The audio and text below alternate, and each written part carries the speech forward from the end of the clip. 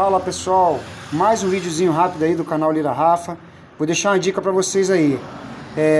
Essa moto é uma Facto 125 2014. A moto estava fazendo um barulhinho, parecia muito biela e rolamento, tá?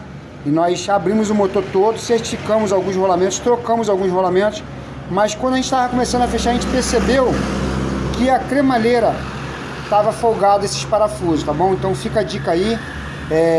Parafuso folgado de cremalheira pode ocasionar barulho também e parece um pouco com barulho de biela. Fica a dica.